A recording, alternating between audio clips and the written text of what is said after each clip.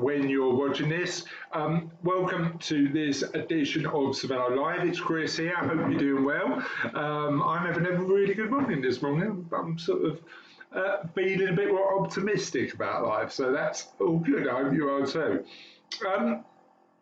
We've got an amazing guest today, Sarah Steele from Better with Money, who's going to talk to us about what she does in workplaces to help people understand money better.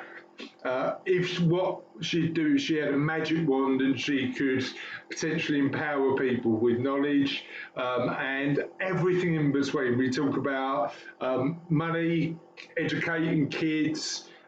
We talk about the issues and challenges you've got with understanding our relationship with money and behaviour. It's an amazing interview. We even talk about Paul McCartney. So that's definitely quite a broad base, not only money, but also Sarah's particular obsession. I don't know if it's an obsession with potentially the second best Beatle. I don't know, what's your opinion? But what I wanted to do before we go on to Sarah's interview is talk about a couple of things around our relationship with money and how we communicate. And I think one of the biggest things, and this is something that Sarah and I talk about during our interview, is there is definitely a stigma around talking about money. You know, in the UK, and I don't know if this is a global thing, but in the UK, we potentially don't have, and we're not open enough to have conversations about money, not only when things are going right, but also when things aren't great, and understand a little bit more about getting help and asking for help when things go wrong. I'm a believer in no man or woman being an island. You know, we don't do any of this independently, and certainly I'm lucky enough to have an amazing family. Hopefully some of the knowledge, or a lot of the knowledge, I can use in my day job to make sure my own personal finances are on track, and I'd certainly, as being a financial planner, you'd certainly hope they are.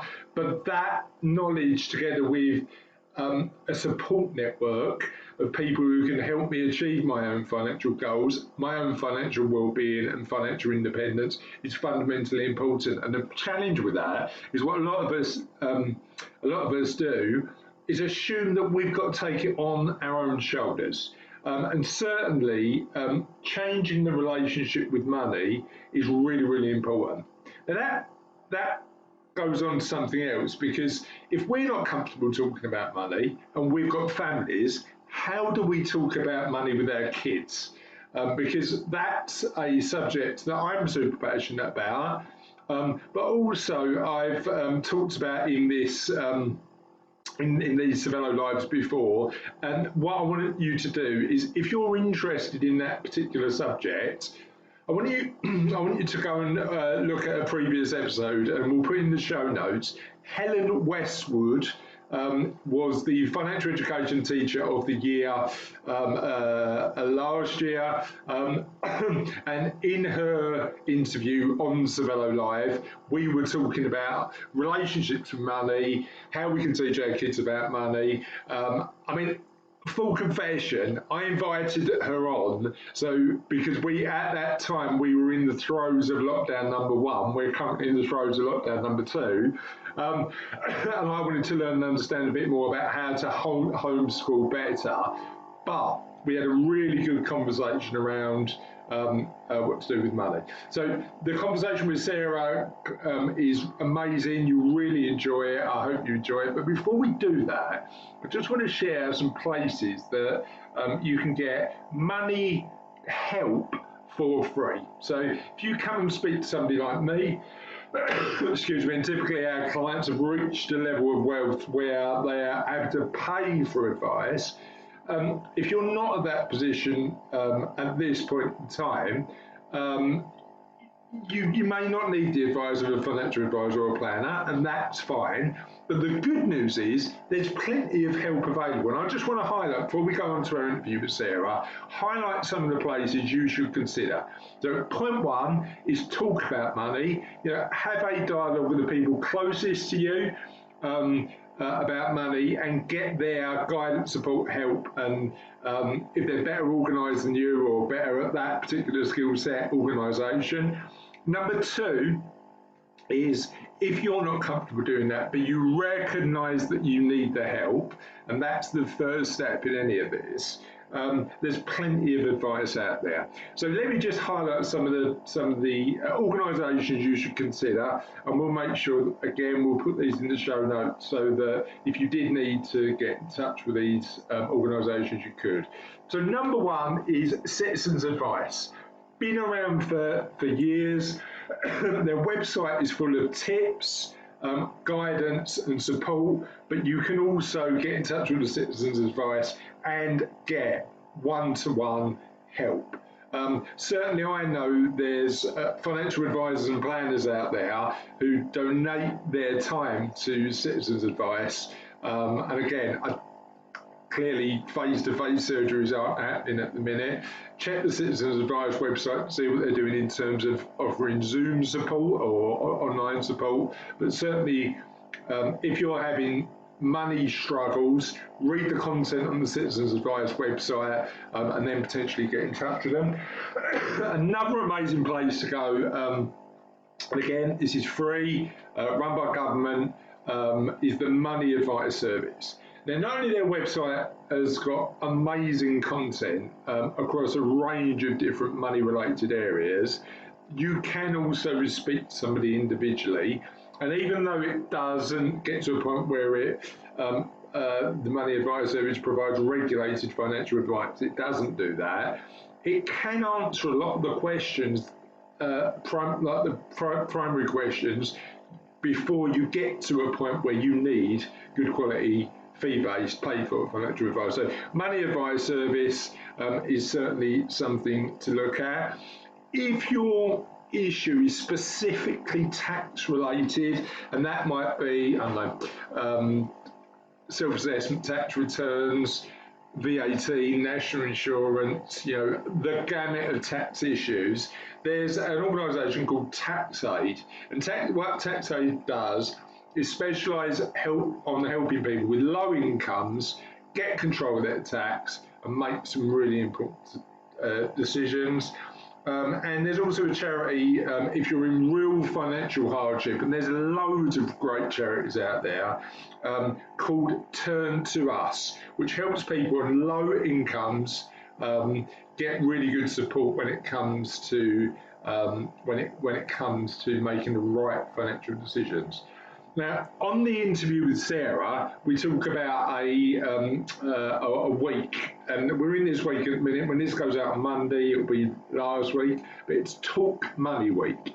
And Talk Money Week is designed to help people just be more open about having financial conversations. So, one of the charities that are supporting Talk Money Week, and definitely a charity to look at because they've got loads of interactive tools, plus loads of really good help on their website, is the Money Charity. And you can find them at themoneycharity.org.uk. Again, the notes are going to be in the show notes. So hopefully, I've raised the fact that don't treat money as a stigma. That's one of the things that you can change. And the fact that even if you've not got people around you can talk to, there's plenty of support available. Some of the links are going to be in the show notes to help people.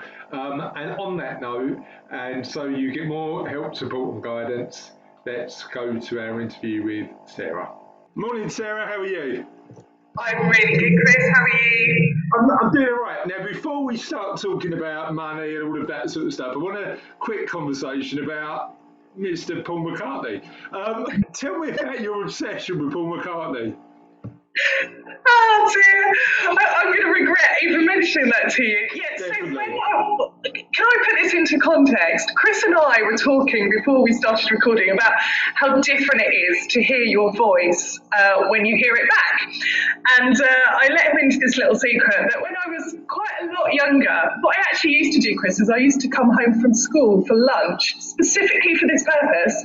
I used to come home from school for lunch and I would listen to Paul McCartney's Pipes of Peace tape on my little tape recorder, and then I used to press record, and I used to record myself singing it back. And I never quite sounded how I thought I did. It's just a bit of a sad story, really. But there you go. I love a bit of podcast. Did you used to do that thing where you taped up like the top 40 of the radio as well? That was my big thing. Yeah, well, you couldn't stream it, could you? No. If you wanted to listen to it, you had to record it, and you got all the little adverts in the middle. Yeah, absolutely. I think we're the same age. Yeah. It was always that weird one where you go sort of, and I'm gonna out my dad, who, if he's watching this, I'm really sorry. Like, my dad's musical tastes were awful. Chris de Burgh all the way. I mean, I definitely wouldn't add that to my list. Now, before we start, do you want to, sorry, let me ask, Pipes and Peas, did it have the frog song on? No, but the frog song was my first ever LP, my record. But no, it wasn't on Pipes and Peas. Okay. It was a completely different album, as far as I know, as long as my brain hasn't gone. And I've got to say, my favourite carpool karaoke so far is the one where Paul McCartney went to Liverpool. Have you seen that? Yeah, it's fantastic. I love both of them, actually. I love James Corden as well. I think he's a bit of a superstar. Yeah, cool. Right, so we could talk about Paul McCartney and James Corden, but instead, let's talk about you. Tell us a little bit about you. Yeah, well, so Sarah Steele, and as of March this year, I actually became the owner of Better With Money, which is a company that provides financial advice in the workplace, really to inspire people to take action around their finances. But we'll talk a bit more about that in a minute. I mean, outside of work, I'm married, I've got 4 lovely children between us. And after coming out of university with an environmental science degree, which I have to confess I've done absolutely nothing with, I sort of fell into financial services and really enjoyed working in the city in all of that. But at the beginning of this year, I just thought, right, I've been an employee for quite a long time now. I'd like a new challenge. And then I got the opportunity to buy Better With Money, which really played to all the things I love. It's about helping people, it's about finances, and it's about just making the world a little bit better, hopefully. And it already is, yeah. Yeah, that philosophy of making the world a little bit better in your own way is I think something that I aspire to too. So thanks for coming on. So you bought Better With Money. Just tell us a little bit about practically what Better With Money does when you go into a workplace. Yeah, so I'm just going to give you a bit of background actually, because I think it's really important. Better With Money was actually set up back in 2016 by this wonderful lady called Jo Thresher, who had also worked in financial services, and she'd really identified that there was a gap in the market for quality and independent financial education for employees. So just helping people generally around budgeting, what to do with debt, how to save money, how to improve your credit score, all of these sorts of things. Because she's sort of seen, there's lots of people that do this in the market, but most of them at the end are selling a product, whether it's an ISA or a bank account or a debt service. So she just said, you know what, we're going to do this and we're going to do it independently, and it doesn't matter whether it's to high earners, low earners, people out of work, people in work, we're going to concentrate on that market. Unfortunately, Jo's pretty ill, so she's had to take a step back to concentrate on her health. And she was looking for somebody to take on the business that would kind of carry on the culture and the values. So that's what we do. Obviously, since I actually took the business over, signed on the dotted line on Friday, the 13th of March. I probably should have read the signs because it was a few days later we went into lockdown. So what before had been face-to-face financial education is now all webinars. But fantastic, really enjoying it, and working with lots of different clients to talk to their employees every day. Yeah, you know what's interesting as well? The fact that doing it through employers then allows you to deliver something to people who might need it the most. And the challenge that we have at Cervello is that a lot of our clients are already at the stage where they're independently wealthy, and actually they're probably...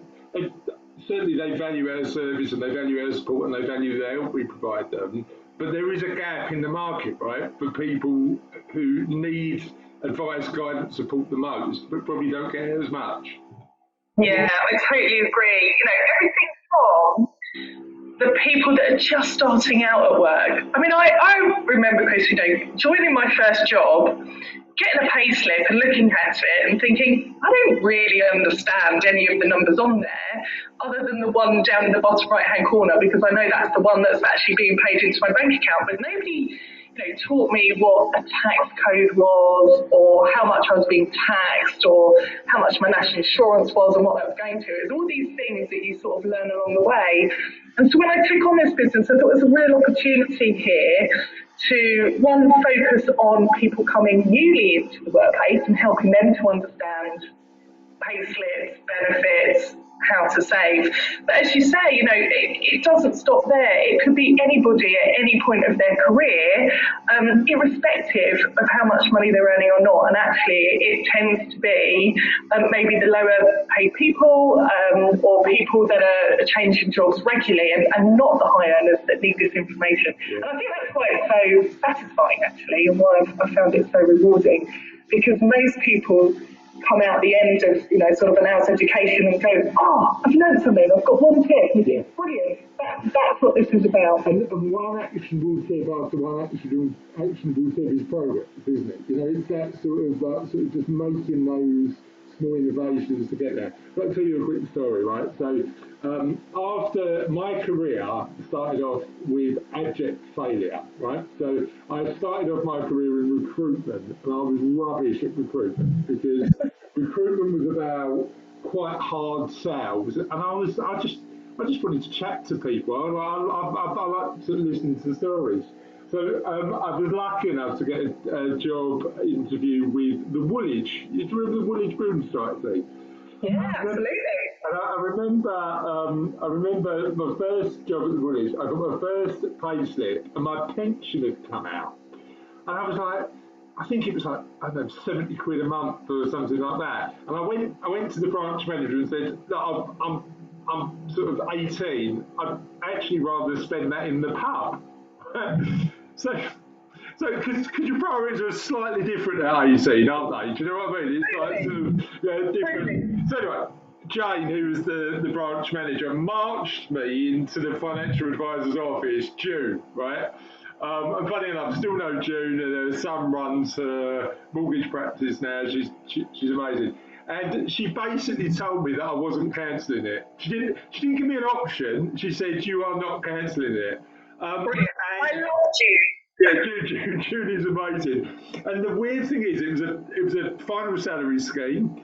It's actually a really important component part. I was there 8 years, qualified there, and sort of started there. And now that's a really important component part of my financial plan. But how many, I mean, again, lucky enough to work in financial services, and lucky enough that somebody actually said, Chris, you're being foolish. Just trust me on this, you're going in and you're staying in, because you won't notice. But how many workplaces have actually got that, you know, free, like that expert on hand to say, look, you need to really consider carefully before you make this mistake? Absolutely, and I'll let you into a secret, Chris. I wish I had a June, because although I fell into it was actually pensions work that I fell into when I was 21, and I learned very quickly about pensions. But like you, I had other priorities. Yes, going out down the pub after work was definitely one of them, but I was paying off student loans, and at that time we had no auto enrolment of pensions. You know, it's you either join or you don't. And I don't want to admit, but I will admit, for the first 5 or 6 years that I worked, I didn't put into my pension because I had those other priorities. And I would do anything now to roll that back up, and even just put £10, £20 a month in. You know, it didn't have to be massive. So yeah, we need more Junes in this world. So I'm aiming to be June not two. Be more June. I'm going to get it printed on a T-shirt. Be more June. I was the other thing that I'm getting printed on a T-shirt at the minute, Sarah, is this too shall pass, because it's something I said to all my clients during lockdown, and now we've got news of a vaccine, whenever that's going to be.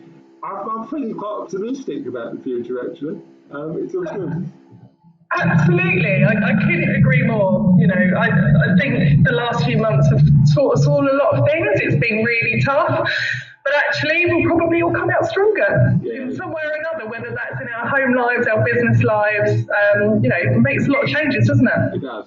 Help me understand, because I know we were talking earlier on, and we didn't only talk about Paul McCartney, we talked about the fact that this week, and it'll be last week by the time this goes out, but this week is a particularly special week. Help me understand why. Yeah, so this week is actually National Talk Money Week, which is really a campaign in the UK to encourage people to talk about their finances with their friends, with their families, and to try and get rid of that stigma around money. Because as a British nation, we've all got a bit of a stiff upper lip, haven't we? And I'm going to try and remember a stat actually that I heard the other day. It was put out by the Money and Pension Service. I think it's that in the UK they believe we hold 21 million secrets about money between us, and about 50% of those are people hiding credit cards or loans and things like that. You know, and these money secrets lead to money stress.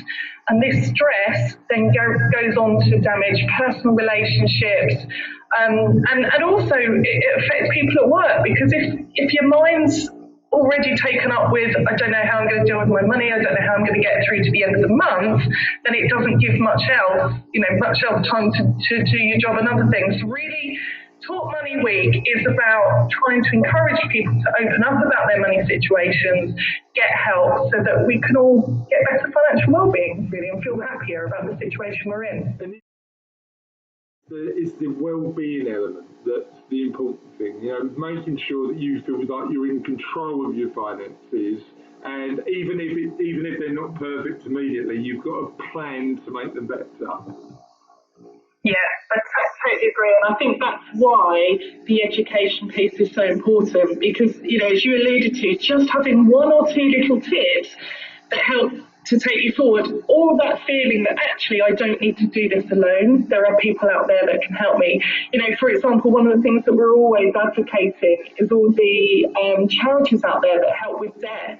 You know, like the National Debt Helpline and the Citizens Advice Bureau. It doesn't matter if people are just £100 in debt or hundreds of thousands of pounds of debt. They've got specialists on hand to help people for free to start to put in a plan of action. You know, and these services need to be used more, because so many people just sit at home and worry and fret, and then you just get into that spiralling issue. So you know, anything we can do to encourage people to confront it, the better. Yeah, it's important to remember you're not alone with stuff, isn't it? There is support and help around there. Yeah, so absolutely. Okay, so one question that isn't on my list that I prepared you with, but one that really springs to mind, is what we've talked about a lot in a minute is the education element, but fundamentally it's about behaviour. You know, it's about changing the behaviour. So how do we help people through the education you give change the way they think about money and their beliefs about money? What are your thoughts on that? Yeah, I mean, it's all going down to that money mindset, isn't it? And actually, there's lots of research to say that the way we think about money is already set in our head by the time we're 7. Because we are watching our parents with their money and friends, and, you know, we're all in an environment. I mean, if I think back to my childhood, there wasn't a lot of money to go around. You know, my dad was a blue-collar worker. My mum stayed at home for a lot of my childhood. But what I do remember very clearly is that my mum used to have this list, because my dad was paid weekly, a list of all the bills to come out, and she used to cross it off very diligently every time a bill was paid. And also, I was quite fortunate that my parents weren't afraid to use credit properly, in that they had credit cards, they used them to manage money and to buy things we wanted, and then to pay them off sensibly. So I guess I felt very fortunate, because I had some very good people to take my lead from. Some good role models. Yeah, really good role models, and I think that's not always the case, and particularly when parents hide their money situation from their children about maybe they're not being enough. This can set things up in people. I'm talking about lots of things, but I feel quite passionately about this. I've got a friend who doesn't have any money worries. She's got a good job, but she cannot talk about money without crying, and the reason for that is it really shaped her life because her parents ended up getting divorced about money when she was a lot younger. So yeah, it's ingrained in us, our thoughts and our behaviours about money. And so I think to change people's mindsets, we need to give them the tools to do something that's quick and easy. Like we all know, if you're told it's going to take, you've got to sit down for 3 hours every day to sort out your money, it's never going to happen. We're all busy. But, if you could say, check your bank account, check your overdraft, it's going to take you 30 seconds, that's going to make a big difference. I think people can take that and move forward. So for me, I think education is about giving people the tools and the tips that will only take 30 seconds out of their day, which will gradually start to change their mindset and how they feel about being in control of their money. It's about habits, isn't it? Developing more positive habits, and those are bite-sized, not big things. They're just making sure that you do loads of them to make sure that you're progressing. And I've got to be honest, Sarah. I mean, Sarah, it's progress, not perfection, isn't it? Even though we're the supposed experts, I'd openly admit that I'm still working towards getting to financial independence, and we're all learning as we go. So it's that. I think that sometimes the challenge is, I don't know whether we live in a culture where there's enough vulnerability around talking about money and just saying that we all make mistakes. It's happened. We need to just focus on moving forward. Now, what I want to do is understand a little bit more about the way that you work with employers and employees. And I like stories. So tell me a story that explains how you might go in or do a webinar and how that might benefit an employee. And you get extra points for mentioning the word June. No, not June. Tell me a story about a specific individual. Okay, let me think about this. So yeah, first of all, our aim when it comes to the employer is to make this process as simple as possible. The least amount of admin for them. Let's get a webinar set up that they just get a link, they push it out to their employees, and then the employees will just sign up for our webinar system. So that's sort of the first thing around the employer. But in terms of the employee, when they join up, now normally with most employers, they start off with our Better With Money webinar, which is sort of a high level on all the little things you need to know. So, why should I have a budget? If I want to budget, how do I go about doing it? What tools are available online? Or what paper budgets can I print off and stick on my fridge? So we start with that. We talk to people about getting their financial paperwork in order, because that is the first barrier. You say to somebody, review your utility provider, they're like, oh, I don't know where my bill is, I don't know who to contact. So it's about getting all of these basic foundations in place. And then we talk about debt, savings, pensions and investments, just to give people a broad overview. But from there, we've got a whole range of education slots. Again, it could be what pitfalls to avoid when you're home buying, or how to improve your credit rating so that you can get lower rates on your insurance and better things on your credit. So, whatever the employer decides, we're going to run these sessions on. But there's just a couple of things that I've really loved over the last few months, going for those stories. So one of the things, obviously, we had to do really early on, just after I bought the business, and we went into the first lockdown, and as I thought, right, I need to write an educational webinar on COVID-19 and the support available to individuals. And that went through all sorts of things, from mortgage payment holidays to what was happening on overdraft charges, and also around insurance as well. And one of the things that was great, and it was sort of the charge that was led by Admiral, is that Admiral and Direct Line started giving customers automatically some money back because they realised that most people's cars were sitting on their drive, they weren't going anywhere. And so almost as a gesture of goodwill, they started giving these refunds. And so I was talking about this in webinars. And after this first COVID-19 webinar I did, I had about 6 people going, oh, I was with that car insurer and I haven't had my refund, and I phoned them up and I've already got my £25 in the bank. You know, and just getting that little bit of feedback, you know, and that is, what's that? You know, that's a lot of food on the table in a week by getting that little bit back. And the other thing I wanted to mention is this wasn't through a webinar, I have to confess. It's a lady that I know, and she's a relatively young lady. She's sort of in her early 20s. And whenever I say, she's my beautician, she does nails. And every time I speak to her, she says, oh, can I ask you another question about money? Her and her boyfriend are saving for a house, and she hadn't heard about the lifetime ISA. Okay. So I was chatting to her, and within 6 months, because they've saved some money, because they've now put it in a lifetime ISA, they've got the government's 25% bonus. And she's like, we're about to buy our first house. You know, amazing.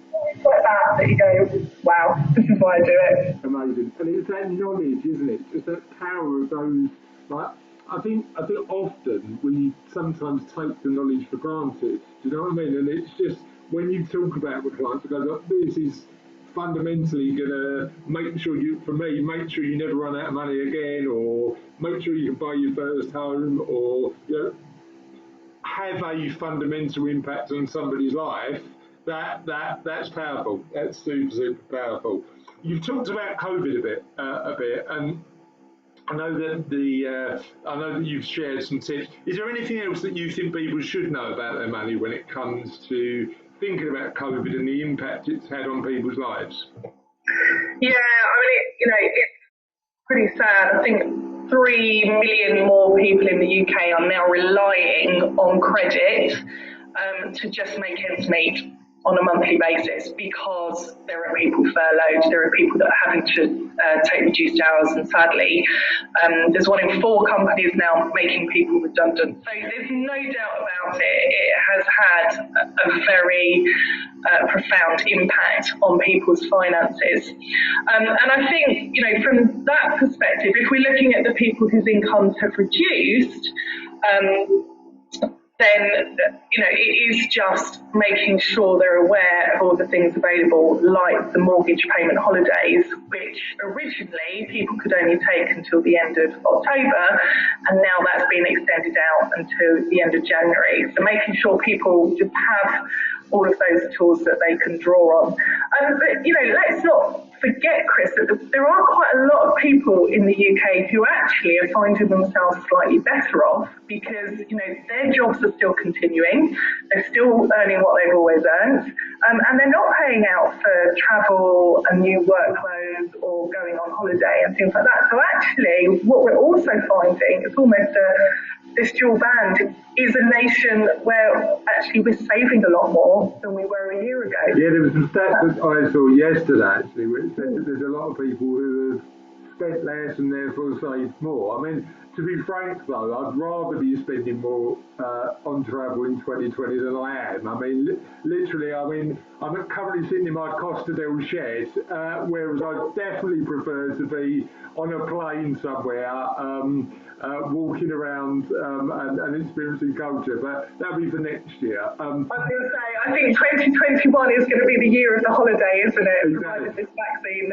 comes to fruition. I think the other interesting thing, and I've had a couple of conversations about this, the fact that people who, even if you haven't got a mortgage, people who rent, who are under financial pressure, can now have a conversation with their landlord. And I think again, it's that stigma, isn't it? It's I know landlords and clients of mine who have said, I've reached out to my tenants because I want to have a conversation, I want to support them because it's in our interest to have longer term tenants. That's and fantastic. just having that dialogue, just having that conversation where you say, look, it's a tough time for everybody. What can we do to help each other out to benefit the longer term relationship that might benefit us both? Yeah, and I love hearing stories like that, and I do think when we hit a disaster like this, it does often bring out the best in people. There's so many stories of people helping others and people supporting the smaller businesses that maybe they didn't before. And the same with the landlords, really appreciating actually we've got a great tenant here, so let's keep them and support them. Yeah. I mean, the fact that one of my criteria of working with a client is I only work with nice people helps for that. I don't hear some of the bad stories. So what I'm going to do, Sue, is give you a magic wand, right? I'm going to give you a magic wand. Clearly, the first wish you'd go for would be Paul McCartney related. I completely get that. But if I gave you a magic wand and allowed you to empower the world with one thing that made them better with money, what would it be? I have thought about this, and I honestly think it's something that we've mentioned already, Chris, and that is to talk about it, to open up, and to not keep it all in, because a problem shared is a problem halved. And one of the things I love about the webinars we do is that I encourage people to share their own money saving experiences or their tips. And there's never a better webinar there when suddenly it all starts coming in and people say, oh, can you let everybody else know that I've just saved £50 at the local garage on my car service or whatever, and as you get people to talk about it, everybody starts helping each other, and then there's that less stigma. So that would be my magic wand. Please don't keep it in. Talk to your kids, talk to your family, because the world will be a better place and more financially educated if we did that. And it's a family game, isn't it? I mean, certainly in our family, it's a family game, because my skill set and Cass's skill set are completely different. So I'm good at some of the big picture strategic stuff.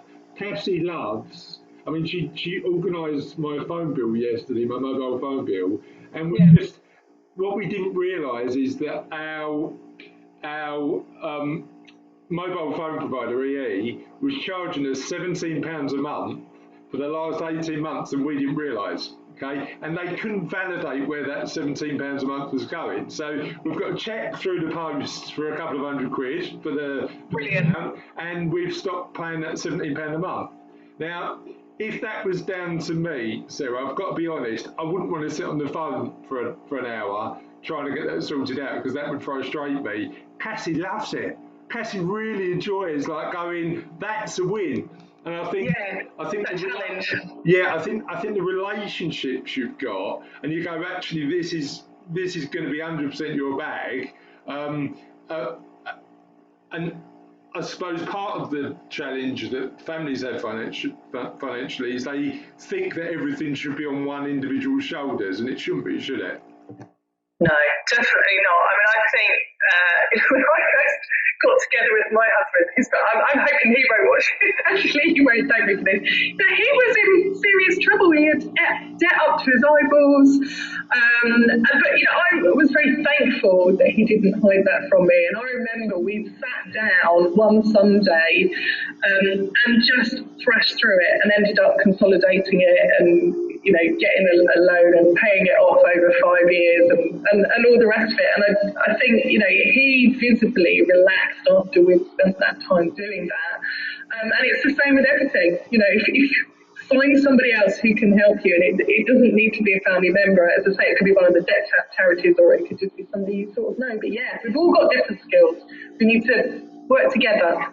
I'm still trying to work out what I'm actually good at, but once I do, I'll let you know. And the other thing I was going to mention, I'm still giving you this magic wand, 3 pieces of knowledge that you could empower somebody with that would help them be better with money. Okay, right, I'm going to start with the pension thing that we touched on earlier. So I did a session a few weeks ago for Pension Awareness Day, actually, and I did a bit of research. So We get auto-enrolled into pensions now in the UK at age 22.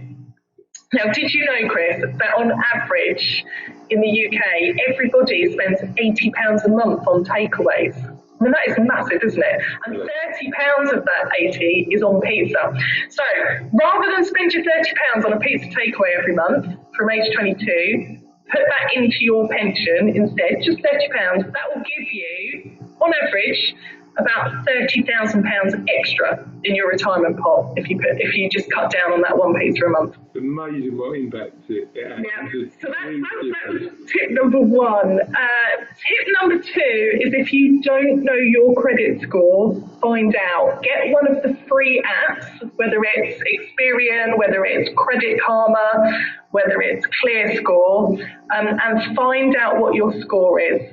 Because the better it is, the cheaper the credit that you will get in future, the better the insurance rates. 90% of people in the UK don't check it regularly, and half of us have never checked it. So that is definitely one to look at, because once you're on those apps, they give you lots of helpful little tips and tricks as to how to improve your financial history.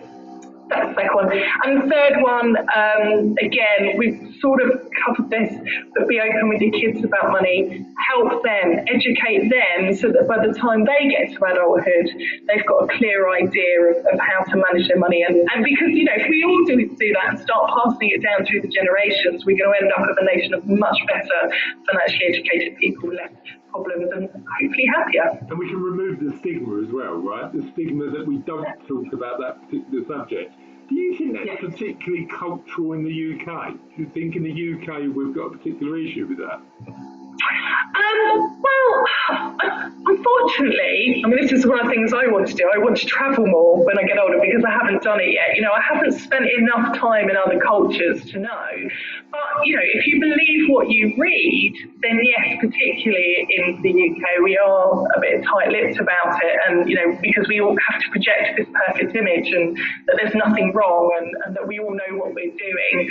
I'm sure we're not alone. I'm sure there must be plenty of other cultures and countries the same. But I've definitely seen it here. And actually, one of the things I was going to say, probably one of the positives of COVID situation is that because we've moved from the face-to-face education to the online education, people are able to ask questions anonymously. And the real positive I've seen of that is that people aren't afraid to now ask questions, because they're not afraid to look stupid, because they know their peer group can't see the questions they're asking, it's only me. And I think that's been a real positive. And people are asking the things that maybe they wouldn't have done before. I think the interesting thing about that is, there is a challenge with a perception that you've got to keep up, and that plays into that materialistic culture. I'm not convinced that that makes us any happier. And I think, and the science says it doesn't. There's certain things you can spend money on that do make you happier. And there's an amazing book, I don't know if you've read it, Happy Money by Elizabeth Dunn, talks about this. So certainly I think the sooner we move away from doing stuff because we want to impress other people we don't even know, and the more we move away to stuff that actually spending money on actually what makes us happy, which might be very little, then we're in a position where we're moving in the right direction. So help me understand, Sarah, just if an employer watching or an employee who might want to encourage their employer to engage with you is watching, help me understand where people can find out a bit more about you. Yeah, so the best place is to go to our website, which is betterwithmoney.com. On there, we've got the list of all the off-the-shelf courses that we offer, but we've also got some tools on there, like the budgeting tools. We've got tools for people to see if they're going to buy a new house, what the stamp duty might be. So there's lots of stuff that people can get into. Also, all of our insights, all of our blogs and information is found on there too. So that would definitely be the first port of call. You can also follow us on Facebook and Instagram and Twitter and LinkedIn and all of the other lovely social media platforms. Tell me about your Instagram Live. I mean, by the time this goes out, you would have done that. But I've not got involved with Instagram Live. Maybe I need to get a bit of that in my life. Okay, right. The first thing I need to tell you, Chris, I'm not technically minded in any way. But I did a free webinar on Tuesday as part of Talk Money Week, which was all around helping people to improve their credit ratings. And one of the lovely ladies that joined, a lady called Helen Driver, who's the founder of Money Ready, which is financial education for kids, contacted me yesterday and she said, let's do an Instagram Live and I will ask you about all the how to improve your credit score. So yeah, as far as I know, it's a live interview. It goes directly out on Instagram. But I'll tell you more after I've done it because it's my first one. It's my first little venture into the world. So I've got to say, about 3 or 4 weeks ago, our business is based in Havering, just on the east of London.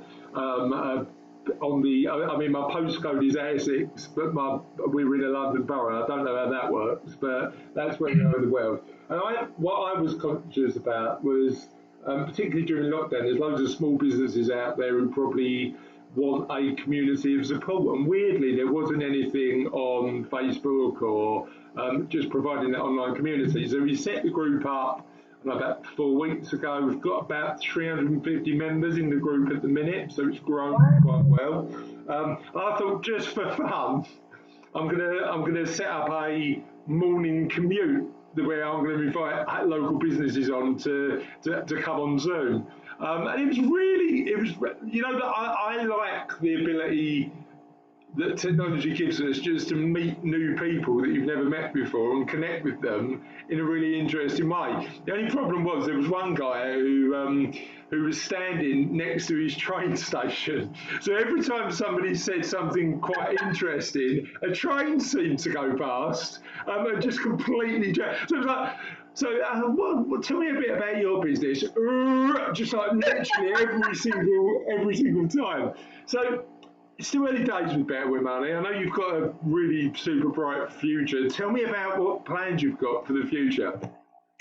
Yeah, well, I think first and foremost, it's trying to expand our reach, to help more people by working with more employers, to give that education to their employees.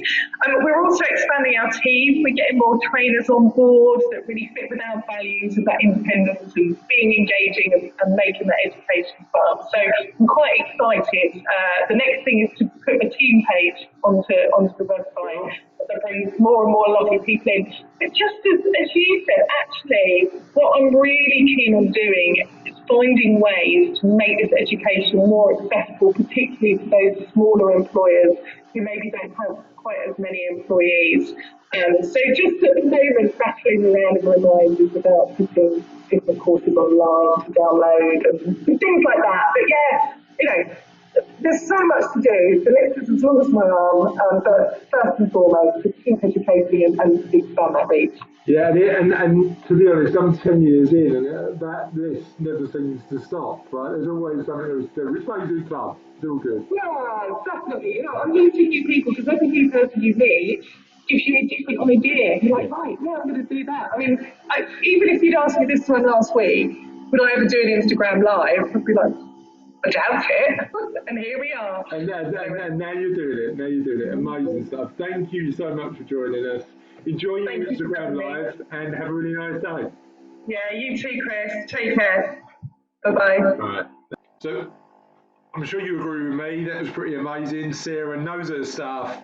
And if you're an employer who is looking to empower their employees with more financial knowledge, Sarah might be the person you want to pick up the phone to. I'll let you do that independently. That's it for Cervello Live this week. Have a lovely week, and I will speak to you soon.